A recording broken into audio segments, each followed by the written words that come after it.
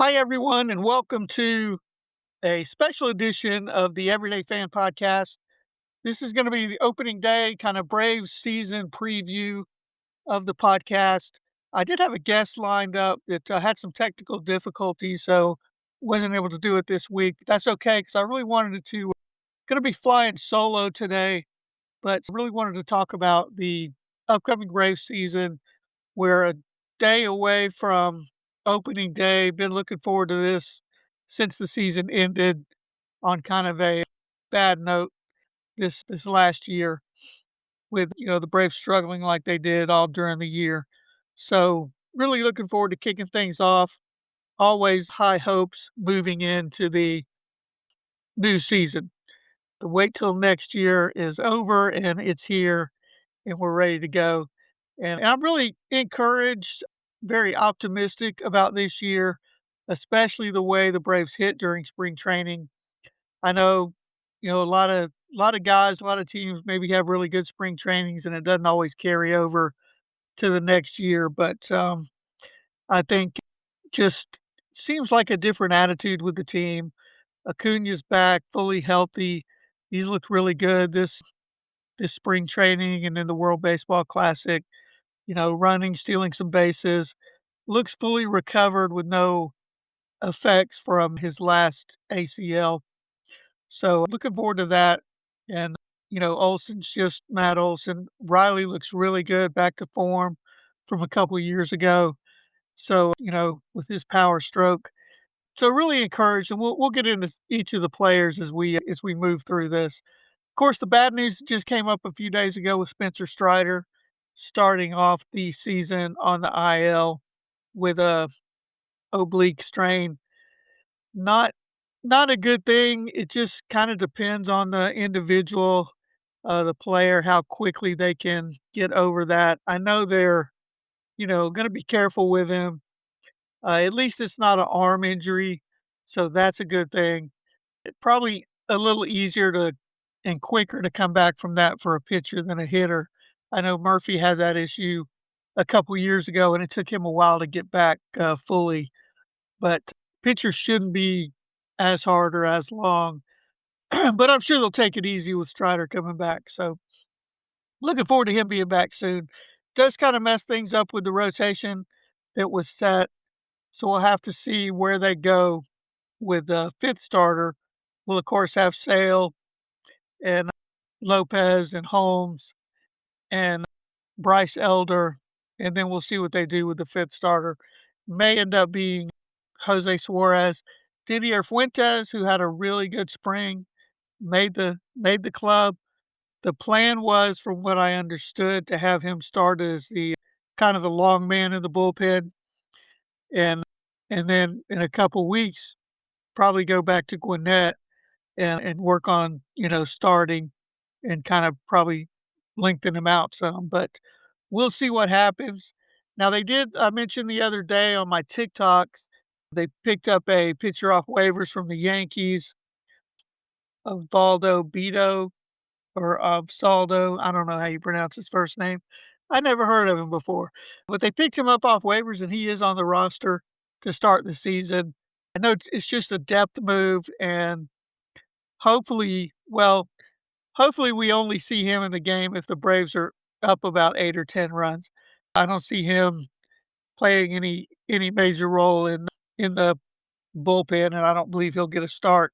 So I think he's really just there for depth if they need somebody for some mop-up work. Hopefully when they're ahead would be the best case scenario until Strider gets back. So just kind of a late season pickup. But I know a lot of people are frustrated with Anthopoulos. I am a little bit myself for not picking up another starting pitcher.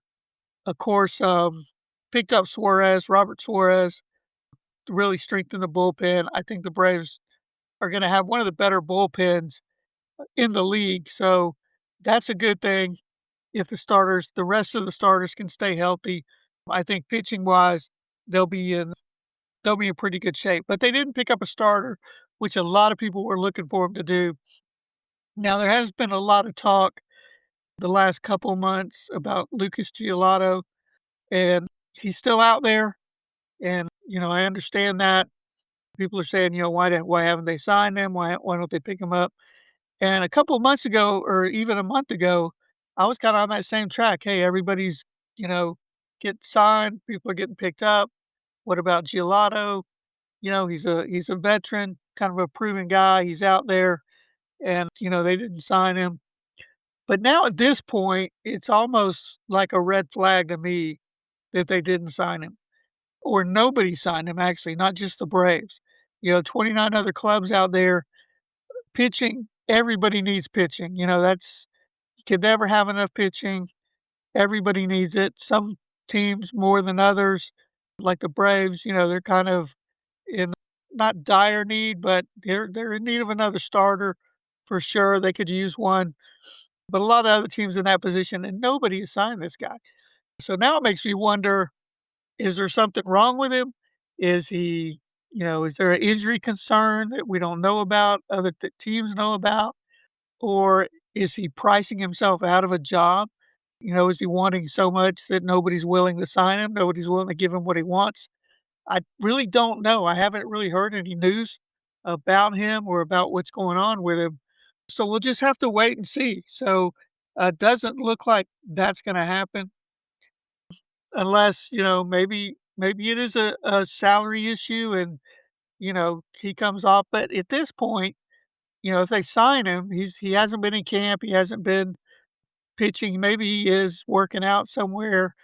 But at this point, even if they sign him, he's not gonna be ready, of course, for opening day for the first couple of weeks. And maybe not even, Strider may be back before this guy's ready. So just hard to put a lot of stock in, possibly signing him. The other option, of course, is a trade. If it's not gonna be a high profile name, but if they could trade for just a starter that could give them some innings, that might be a good thing as well.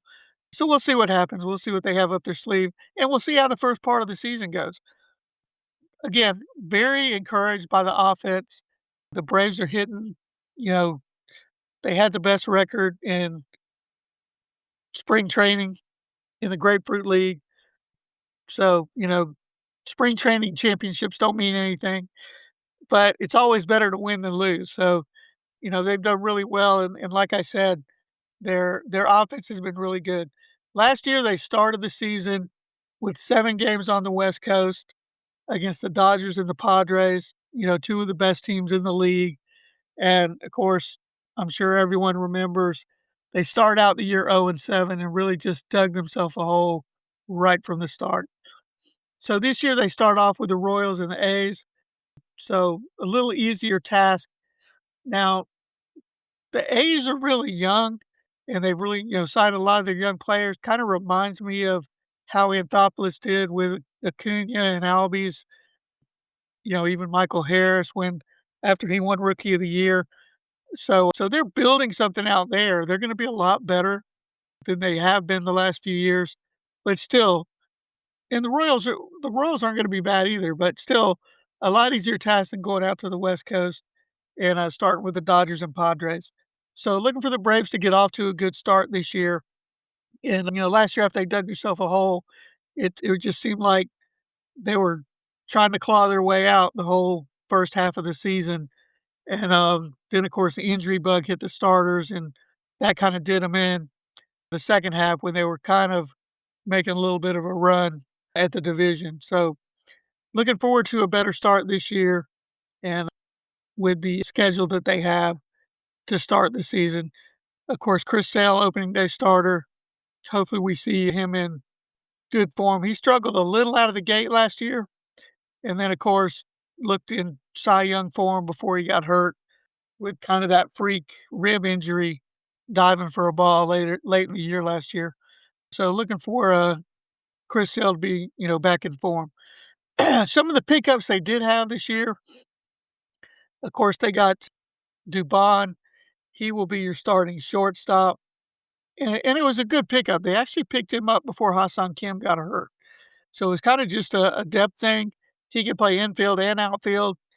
He's played really every position but pitcher and catcher. Not too much first base either, but he can play anywhere on the field. So I'm looking forward to him filling in for Ha-Seong Kim to start the year, and I had him look too bad at the plate during the spring as well. So looking for Dubon to start at short. They're only carrying 4 outfielders. Of course, Acuna, Harris, White, and then, of course, Yastrzemski, who they picked up, the other pickup, who has absolutely been raking in the spring. You know, kind of looking for him maybe to platoon with Eli White because Yastrzemski's always hit righties really well and not so much lefties.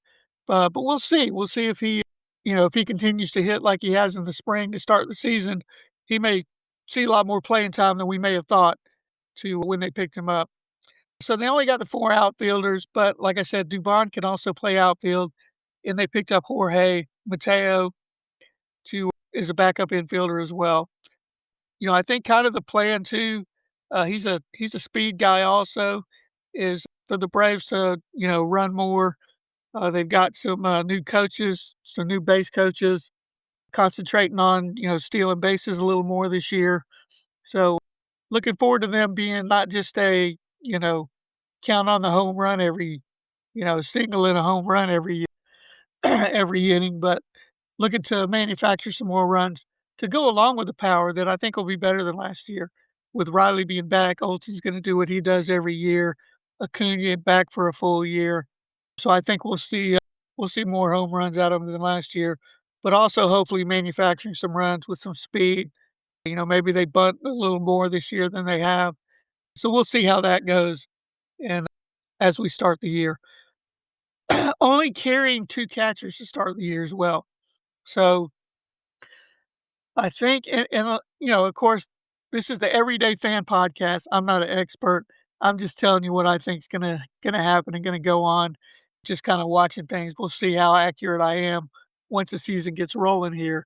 But only carrying 2 catchers, I don't know that we'll see Drake Baldwin DH a lot. That was kind of the talk last year when Murphy came back, when Baldwin was hitting so good. They were kind of playing them 50-50. And a lot of people want Baldwin to DH when he wasn't catching. So with only 2 catchers, I don't know that we'll see him do that a lot. But I think Baldwin's going to get, of course, the majority of the starts behind the plate. I think, 4 out of 5 days he's going to be back there. He'll, probably have an off day on a day game after a night game. He'll get the day off and probably not even DH at that point after that happens. So, we'll see how they play that out. But he's your everyday catcher, and he's your catcher at least 75% of the time, I think. Of course, they did pick up Jonah Heim from the Rangers. Not an average guy, not a real great bat. He's had some moments. The year the Rangers, a couple years ago, they won the World Series. He was really good during that playoff run, but last year kind of struggled some at the plate. Good defensive catcher. So, I think he's a good fit there to give Baldwin a day off here or there. The other players kind of really looking to really step up the first part of the year is Michael Harris and Ozzie Albies. Harris really struggled out of the gate last year, and, I was kind of one around the All-Star break saying, hey, maybe he just needs to go down to Gwinnett and, work on some things and bring him back up, in a few weeks or something, take some pressure off, give him some time. And they didn't do that. He stayed in the lineup. And after the All-Star break, he really just took off. He had one of the better second halves as anybody in the league, really. So good thing they stuck with him. And I kind of liken that on some of my TikTok videos I was doing last year to, that's kind of how Snitker did. Of course, Snitker took a lot of heat last year because they didn't make the playoffs. Of course, with all the injuries, I don't know a whole lot more he could have done. But that was one of the things people were kind of, said he needed to do something, sit Harris down, send him down, whatever. But I kind of likened it to Bobby Cox as well. They kind of call him a player's manager. He's going to let players work things out. Back in 91, when the Braves made the big worst to first run, and John Smoltz really had an awful first half. And it was kind of the same thing. Everybody was talking about, sending him down. He's hurting the team. he's not doing well. Bobby Cox stuck with him.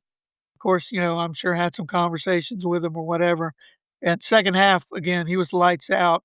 And of course, you know, that playoff run, he was one of the best pitchers in the playoffs. And of course, the great Game 7 against Jack Morris. He pitched his heart out, but had a great second half because they stuck with him.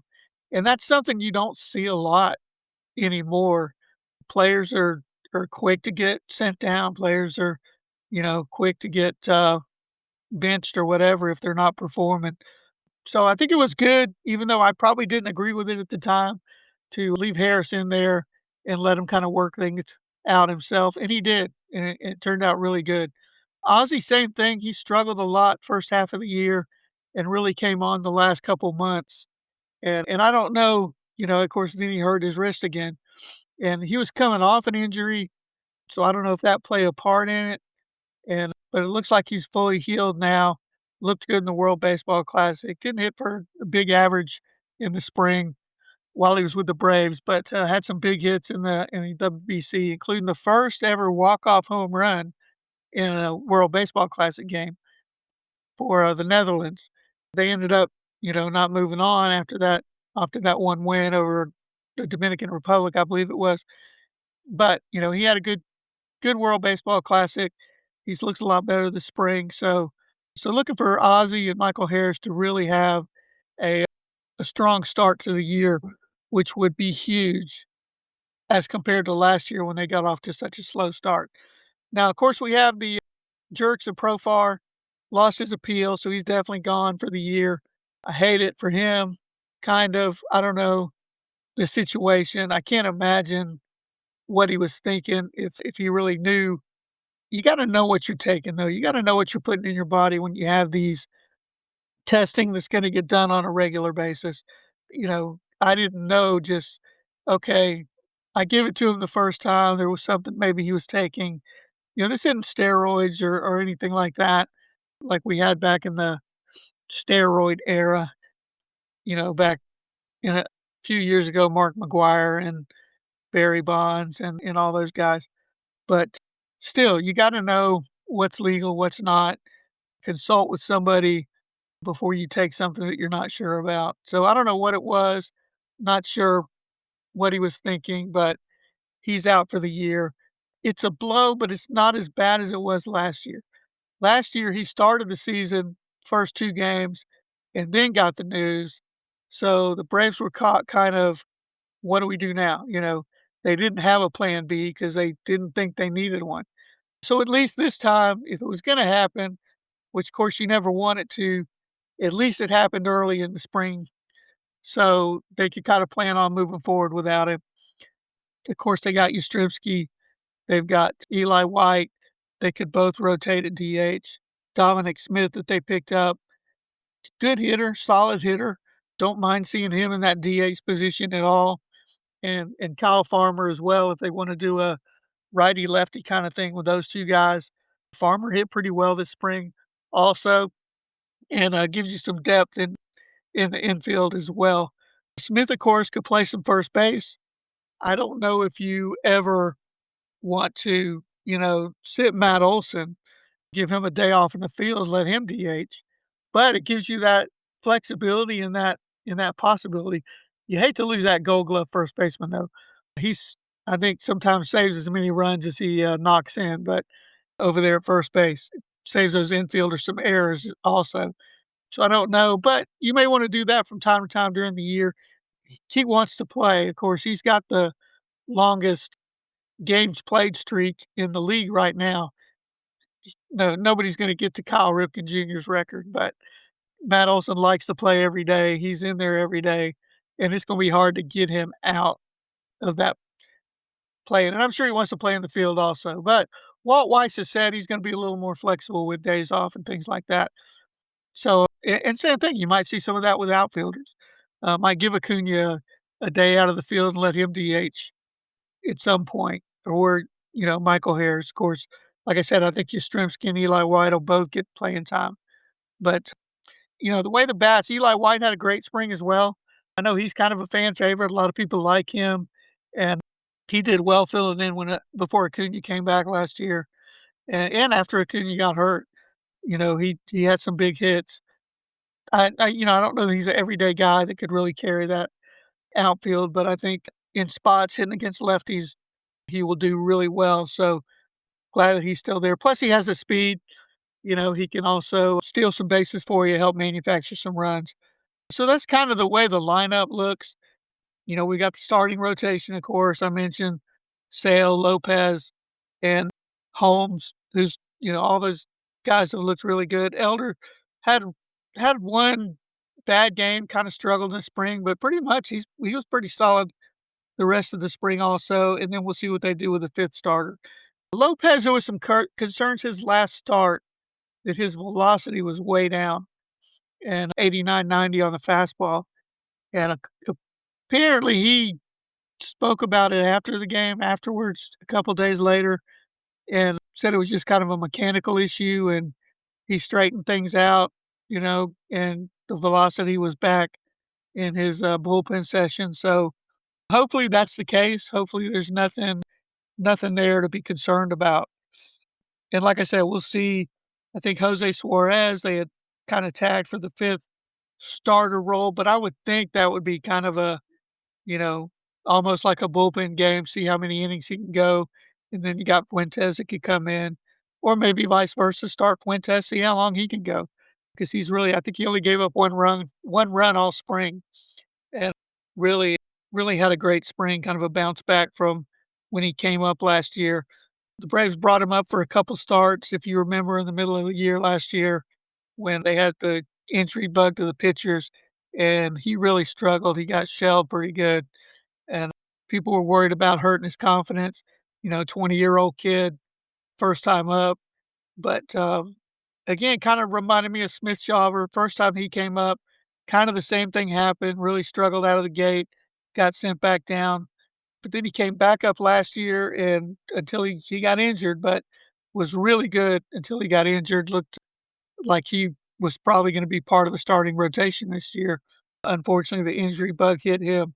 So hopefully Fuentes can kind of bounce back. He kind of got that under his belt last year, pitched really good in the spring, and whenever they need him, and they will, the first part of this year, he'll be able to come through for him. So looking forward to seeing him pitch. As far as the bullpen goes, of course, we got Suarez that we picked up. He's a closer, maybe pitching the eighth inning for us. Iglesias was just lights out in the second half of the year last year, maybe the best reliever in baseball. Struggled right there in the middle of the year, but really turned it around. So hopefully that's who we see to start the season this year. And Tyler Kinley, that the Braves didn't re-sign right away. A lot of people were kind of upset about that because he pitched really good for him after they picked him up last year. Ended up signing him later in the spring for a little better deal. So he's back along with Dylan Lee, who just had a really great year last year. So looking forward to seeing all those. Aaron Bummer is in the bullpen. Again, he's kind of a lightning rod there for some Braves fans because every once in a while he'll have a bad game, he'll struggle, and you know, people you'll hear things. Why is he still on the team? Well, he's a guy that can come in, get lefties out. He can come in, give you two, maybe three innings even, if you need somebody to come in with some length. And he did that a lot last year. And I think he really, saved some arms down there in the bullpen. And that'll probably be his role again this year because I think you're going to have, you know, Kinley and Lee, seventh inning guys, depending on, if they need a righty or lefty, and then Suarez and Iglesias to finish the games up. So, I mean, you're looking at if your starters can get you through six, that really shortens the game up and really will help those starters out a lot when you got a bullpen like that. You also have Joel Pamps that they brought in last year as well, pitched pretty good. So he's down there in the bullpen also. And so we'll see what happens as far as that goes. So like I said, I'm really encouraged about this year. Got to stay healthy. But that's any team. You know, you got one of the best pitchers in the league, Garrett Cole, who the Dodgers spent a lot of money on. The Yankees signed him now, and, he's starting the year on the IL. It's just pitchers pitchers get hurt, you know? That's kinda what happens. That's why you need so much pitching help, and, the Braves have some in Gwinnett that I'm sure they're gonna be calling on. J.R. Ritchie, I think we'll see him up before the end of the year. Even if it's something like Strider has, an oblique strain, you're gonna be missing 2 or 3 weeks. You need somebody that can come in and fill that gap, and they've got some guys down in the minor leagues. They got some good prospects that I think we might see up with the team some this year. But mostly it's on the offense, I think, to kinda carry the team this year.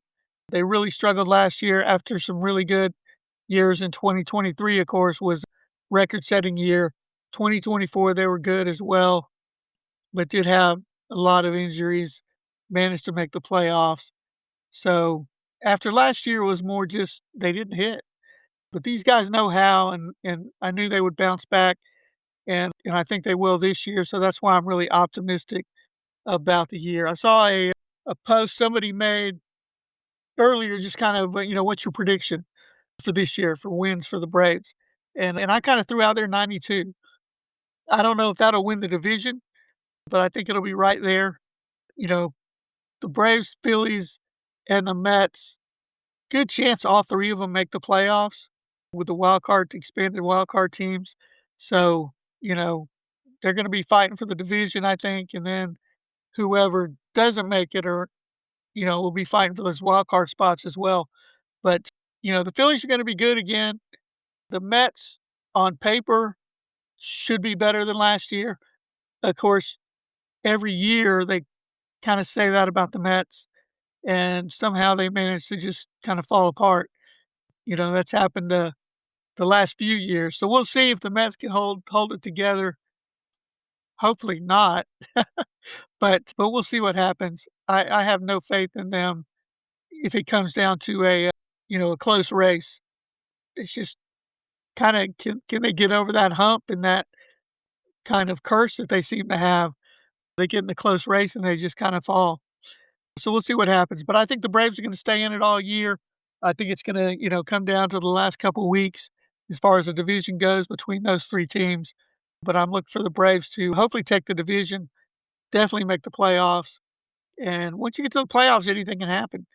You know, 2021 when the Braves won it all, they did not have the best record. They won their division, but, they kinda limped into the playoffs.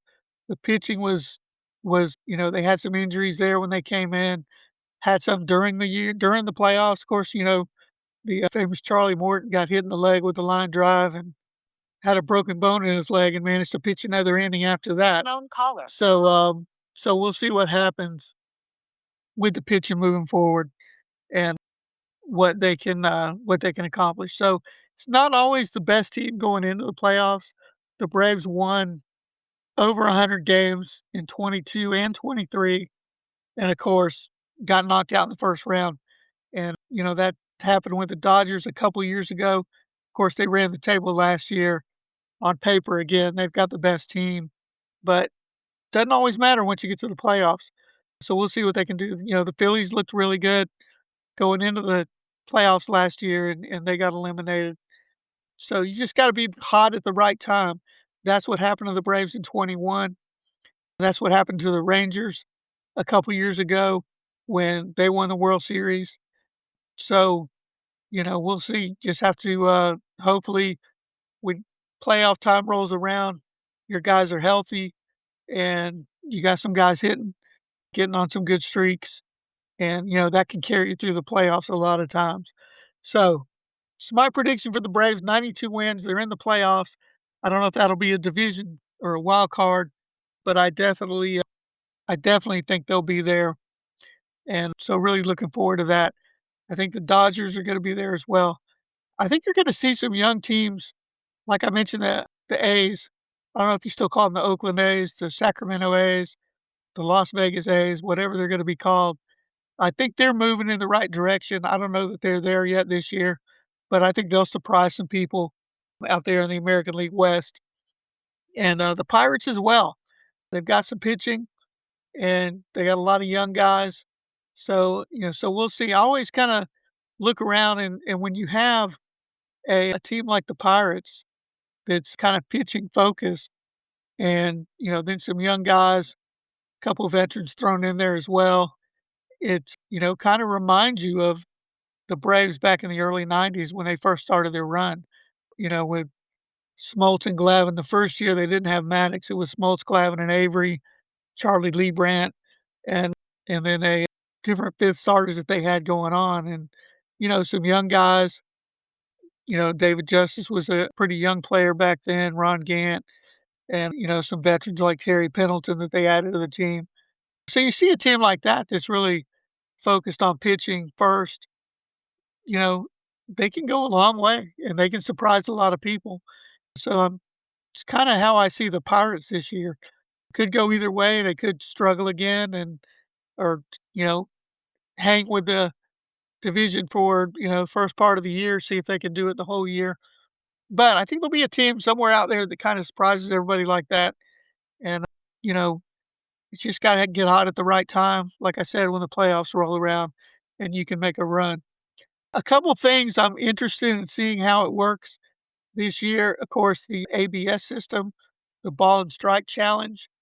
That's something that I know people have been calling for. It's kind of like the instant replay deal. I didn't like it at first. I thought it was going to really slow the game down. Giving teams limited number of challenges kind of helps. So you got to be kind of choosy as far as when you use it. But ultimately, it's kind of worked out well. Some crazy ones where you look at a challenge and you think, yeah, this is definitely it. And the call goes the other way and you're thinking, what are they looking at? But for the most part, they usually get them right. So I guess ultimately that's the goal. People talk about having the automated ball and strike calls. I don't like that idea. I like having the umpires, kind of that human element. Yeah, they're going to make some mistakes. But for the most part, other than a couple of the guys, Angel Hernandez is gone now. CB Buckner's still around. He's just terrible.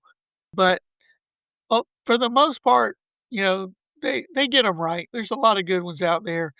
And I think the players really want them to be consistent, even if they're, giving a pitcher a little more outside or inside. If they're consistent about it, players don't argue too much.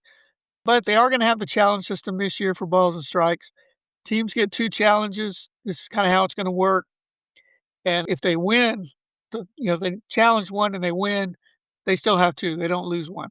But only the pitcher, the batter, and the catcher can challenge a pitch. They can't go look at video replay. It's got to be done immediately right after the pitch. And, the batter, they tap their head, say they want to challenge it. So it's up to the players. The coaches may get mad because they challenge something they shouldn't have, but it's going to be up to them to challenge. So it'll be interesting to see how the managers handle telling the players when and when not to do it. I think you'll see catchers do it for the most part as far as on the pitching side and, of course, the batters as well. Chris Sale even came out and said he is not going to challenge a pitch, period. He said his quote was, "I'm not an umpire. I've never umpired before, and I'm just going to pitch and worry about my pitching, and whatever they call, they call, and I'm not going to worry about it."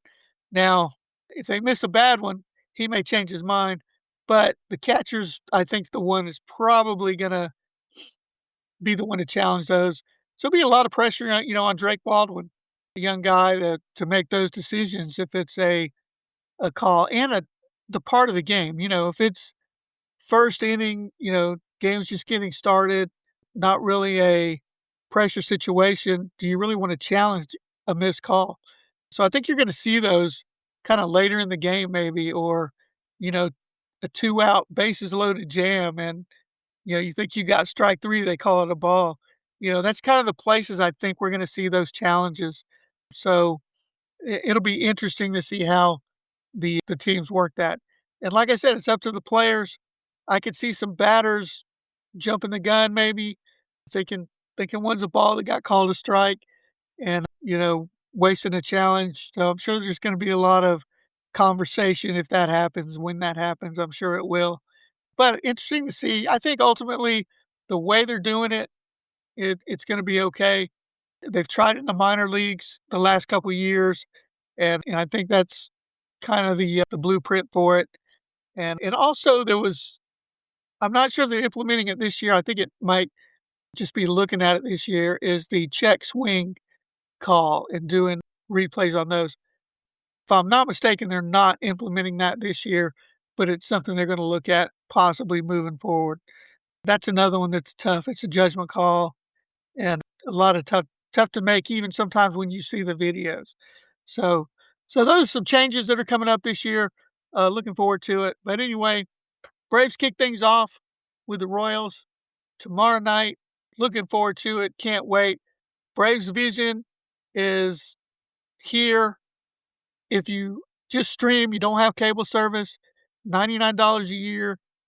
Sounds like a lot, or $20 a month. Either way you want to go. For what you're getting, you pay more than I pay more than that for Amazon, Netflix, whatever it is, all the streaming services we have. So if I needed it, I wouldn't mind paying $100 a year to watch the Braves.